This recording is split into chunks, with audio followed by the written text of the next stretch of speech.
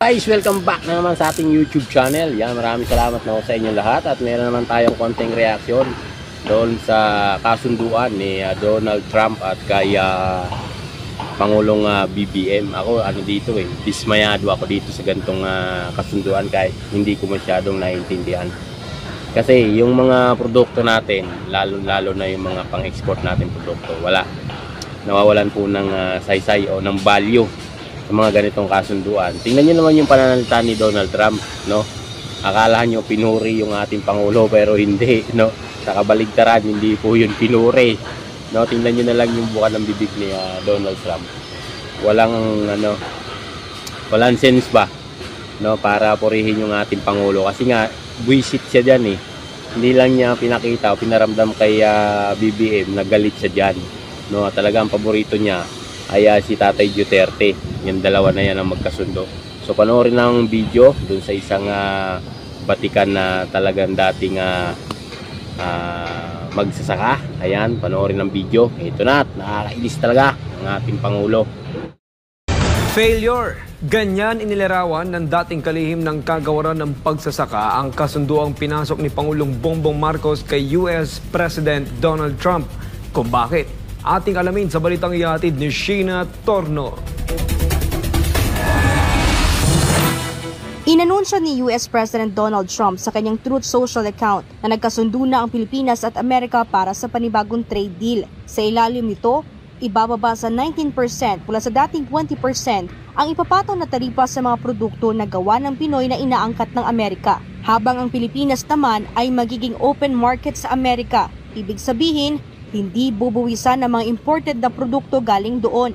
Ang naging desisyon ng dalawang leader na ito ay umani ng iba't ibang negatibong komento mula sa pribadong sektor at maging sa ilang matataas na opisyal ng bansa. Sa katunayan, dismayadong ilang grupo ng magsasaka sa naging state visit ni Marcos Jr. Napaka-aktihado ang Pilipinas dito. Tagilid po tayo dito po sa sinasabing kasunduan. Kasi biro mo nga naman, pinatawan tayo ng 19% na taripa sa mga exports natin sa Amerika. Tapos ang kapalit naman ay hindi natin papatawan ang mga exports ng Amerika sa Pilipinas. Zero tariff. So anong klaseng arrangement yan? Dagdag pa ni Montemayor, agarang pumunta si Marcos Jr. sa Amerika sa kabila ng nangyayaring kalamidad sa bansa para lamang sa kasunduang hindi naman mapakikinabangan ng malaki ng Pilipinas. Mukhang nililang lang po tayo. Pinaasa tayo na magkakaroon po ng malaking pagbabago o pagbawas doon sa 20% na tariff na sisipa sa Agosto 1. Kabaliktaran nga anya ang mga binitiwang salita ni Trump sa kanyang social media account na para bang pinupuri si Marcos Jr. So yung sinasabi ni Pangulong Trump na napakagaling daw at napakatatag na negotiator ang presidente, baka ang tinutukoy ni Trump hindi si presidente kundi yung sarili niya. Kasi nagmatigas si Trump.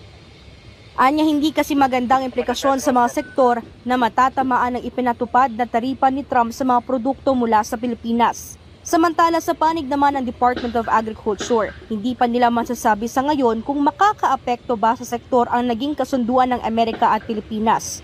Nabanggit din nga na merong hinihiling ang Amerika na pataasin yung importation nila ng soy, ng wheat. Matagal naman tayo nag-i-import ng soy, yan ay protein para sa ating mga feeds. So importante rin naman yan.